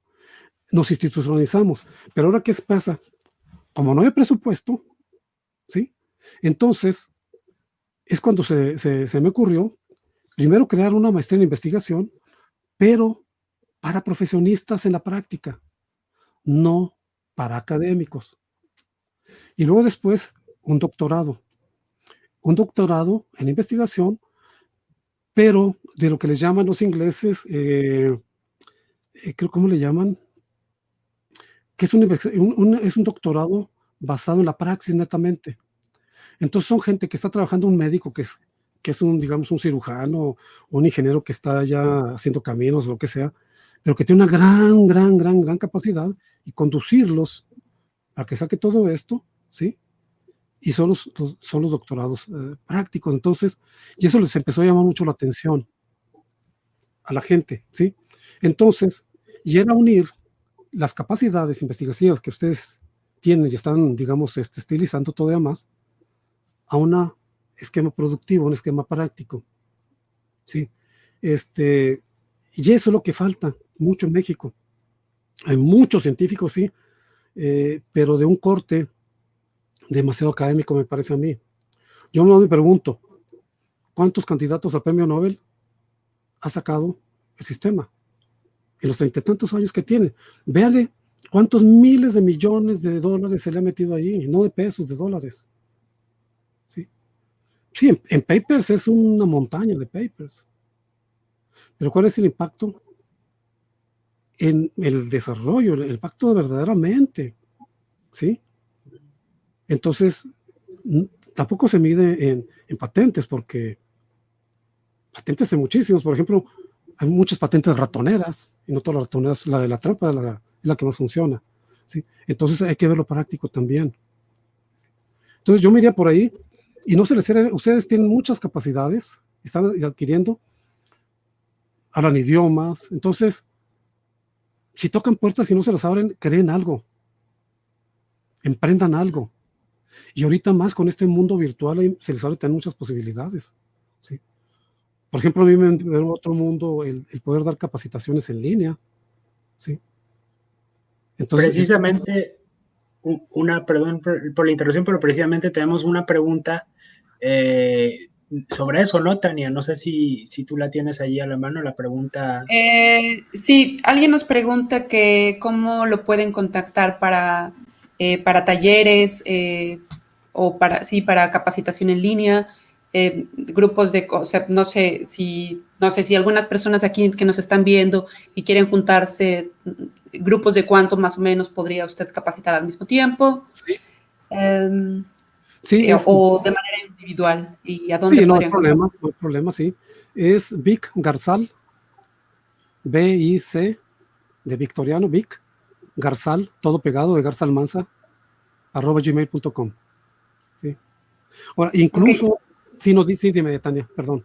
No, incluso, bueno, aquí también en la parte de abajo también aparecen sus redes sociales. No sé si también por ahí lo podrían contactar en caso de que, bueno, de Sí, todas formas el video se va a quedar aquí, pero por si no anotaron el email, pues por acá pueden encontrarlo por Facebook o Twitter. eh, y supongo que por ahí le podrán igual mandar un mensaje y ya eh, contactarse directamente con usted vía email. sí. Ahora, del libro, por ejemplo, nada más está impreso hasta este momento, ¿sí? Porque no es un libro que se imprima en tiradas, en tiraje. Ese se imprime bajo demanda, ¿sí? Entonces está en Amazon. Sin Ah, embargo, digamos, la distribución de Amazon no llega a países, por ejemplo, como Argentina. Entonces, es muy difícil en Perú, es muy difícil en Ecuador, y me han contactado que si no había forma. Entonces, por eso mismo, a partir de enero, ya lo vamos a publicar en electrónico, para que incluso va a ser más barato que en físico. En físico, yo pensaba en un principio, como Amazon está en muchos países del mundo, si lo pide, por ejemplo, donde ha tenido mucho éxito ha sido, por ejemplo, Estados Unidos y en España, me llama mucho la atención. Se han venido algunos en Inglaterra. Entonces, en este caso, ellos lo imprimen allá, creo que en Alemania es donde está la imprenta de Amazon. Si alguien lo pide, pum, lo imprimen y se lo mandan, 5 días lo tienen. Tienen en Brasil y tienen acá en Estados Unidos y en Asia. Pero, sin embargo, por ejemplo, en Argentina, por las medidas que tienen, no entra. Y así me han escrito cómo lo puedo adquirir. Entonces va a ser más barato, va a ser electrónico. Entonces y con algunos, digamos, ya modificaciones y mejoras, va a salir en enero. Y ahí tenemos muchos ejercicios. Ahora, para lo de las capacitaciones, con todo gusto, entrenamientos, talleres, yo he trabajado mucho, por ejemplo, trabajé mucho con Guanajuato, con Sonora, Itson de Sonora, el Audio de Nuevo León, Chihuahua, hay varias entidades y con todo gusto, entonces me contactan en la primera página de nosotros en publicaoperece.com, que viene siendo mi página, ahí está también el correo, ¿sí? Y está también para mensajes, etcétera. ¿Sí? Ya para ir terminando, pero dos cosas muy importantes. Bueno, primero a las personas que nos están escuchando, agradecerles mucho su presencia y su atención. Esperamos que les esté siendo útil todo lo que está diciendo el profesor aquí. Y bueno, recordarles que precisamente quizás una cosa que medio nos caracteriza y no sé si sea virtud o defecto es que no estamos con una mentalidad de lucro.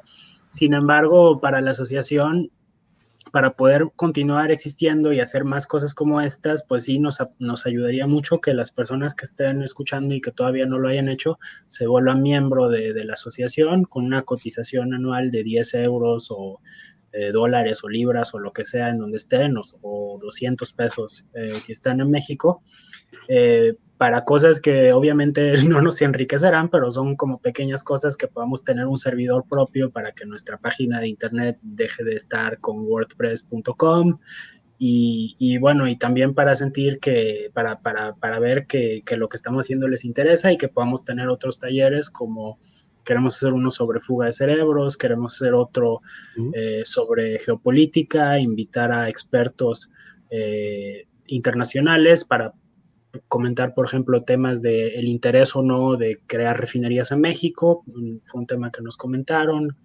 En fin, muchos otros, los temas que ustedes quieran, avísennos si los podemos considerar. Una idea que se me ocurría así muy espontáneamente y que quizás valdrá la pena pensarla bien más adelante, pero si hay interés de la gente que está escuchando en hacer un taller y que son becarios CONACYT, quizás podría ser una idea que al CONACYT le conviene que sus becarios terminen sus tesis y bueno, quizás habría forma de que el CONACYT apoye algún tipo de formación con usted precisamente para que sus becarios tengan herramientas adicionales terminar sus tesis. No sé Sí, así es. si sería una opción. Sí, y por cierto, yo no sé cuál es porque también por ahí habían hecho una pregunta, digamos, cuál es la eficiencia terminal ahorita, por ejemplo, los becarios en el extranjero. Aquí en México lo que sí sé es que si los muchachos no están titulándose, lo retiran los programas del PNPC, el Programa Nacional de Posgrados de Calidad. Y pero no hay realmente datos, no hay mucha transparencia en ese sentido, ¿sí? Entonces, por ahí me habían hecho otra pregunta, bueno, yo a lo del estrés, era otra de las preguntas que me habían hecho que ahorita estuvimos hablando, ¿sí? Pero también otra cosa, por ejemplo, con estas necesidades y como grupo organizado, pueden acercarse a alguna fundación. Esa es otra de las cosas. Por ejemplo, en Estados Unidos hay más de 120,000 fundaciones. Algunas de ellas, ¿sí? Muchas están orientadas al extranjero, más de 6,000 a México, por ejemplo, diversos problemas, educación, religión, ciencia, etcétera. Y podrían encontrar alguna ayuda para esto que ustedes necesitan definitivamente, y que no sería mucho en la ayuda. Entonces, podrían acercarse a una MacArthur, ¿sí? Hay un catálogo, si ustedes buscan el directorio de fundación de los Estados Unidos y pueden ver sus políticas, y pueden ver a quién ayudan y por qué ayudan, ¿sí? Y pueden contactarse y pueden obtener ayuda para lo que quieren y digamos consolidar esa agrupación que tienen, porque ustedes van de paso, qué bueno que lo fundaron, que fueron los primeros, pero pueden dejarla a otros para que no fenezca ese esfuerzo que ustedes hicieron, ¿sí? Es la idea, sí. Bien. Bueno, pues, ¿alguna pregunta más?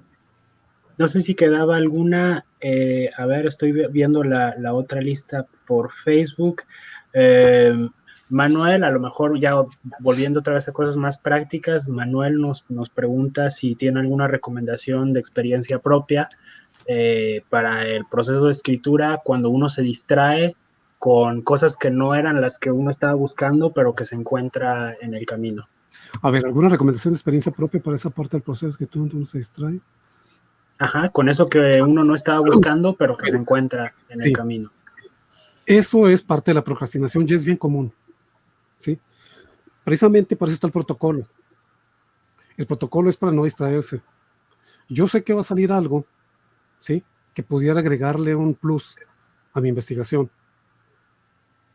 Pero si yo me distraigo, voy a encontrar otra y otra cosa más.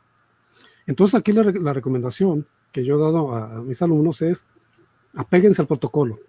¿Sí? Como decía un viejo maestro, dice, es que el protocolo lo deben traer con ustedes y deben de dormir con él bajo la almohada. Dice, no se distraigan viendo espejismos. Dice, porque si ustedes se distraen, no van a terminar, ¿sí? Entonces, lo pueden anotar y puede quedar quizá para más adelante, pues para hacer algún articulito, alguna presentación, o quizá más adelante con nuevos ojos van a decir, hijo, mire lo que me distrajo, ¿sí? Entonces, la recomendación sería, apégate a tu protocolo, a tu proyecto, ¿sí? Y lo mismo, si el maestro se quiere distraer con esas cosas, ¿sabe qué? Mire, póngamelo por escrito. O sea, no puedo, o sea, yo estoy trabajando sobre eso, me va a distraer. Entonces, bueno, esa es mi opinión. Espero que les sirva. ¿Sí? Muchas gracias, profesor. Le toca a Tania hacer el cierre, pero antes de que lo haga Tania, yo quería agradecerle de nuevo verdaderamente su participación, su disponibilidad, su paciencia, su buena voluntad y bueno, y sobre todo también el muy valioso contenido de su plática, que yo creo que vamos a ver si se puede separar el audio del video para tener un podcast y cuando esté uno durmiendo escucharlo en bucle. Y muchas gracias de nuevo y bueno, Tania, lo que quieras agregar para hacer el cierre del seminario. Bueno, pues como ya dijo Gerardo, pero bueno, de forma personal también muchas gracias, muy interesante. Y pues queremos agradecerles a todos los que nos acompañaron, esperemos que sea de utilidad y pues esperen más noticias de nosotros, este solo es el comienzo, esperemos en un futuro organizar más webinars y cuando todo esto pase, pues ojalá que también lo podamos hacer en persona. Con todo gusto, y muchísimas gracias, Tania, Gerardo, a todos los compañeros. Y pues también es una muy buena experiencia y muchísimas gracias. Y espero que eso sea de utilidad. Y estamos en contacto, cualquier cosa con todo gusto. Sí. Y que tengan una bonita noche ustedes. Nosotros aquí apenas estamos soleados, amanecimos con helada, así es que ha estado bastante frío los días. Imagino que también por allá. Sí, así es. Bueno, invierno complicado. Muchas gracias. Entonces, vamos a cerrar la transmisión. Entonces, decimos hasta la próxima. Muchas gracias a todas las personas que estuvieron en la audiencia y nos vemos pronto. Muchísimas gracias. Muy buena suerte. Gracias. Hasta luego.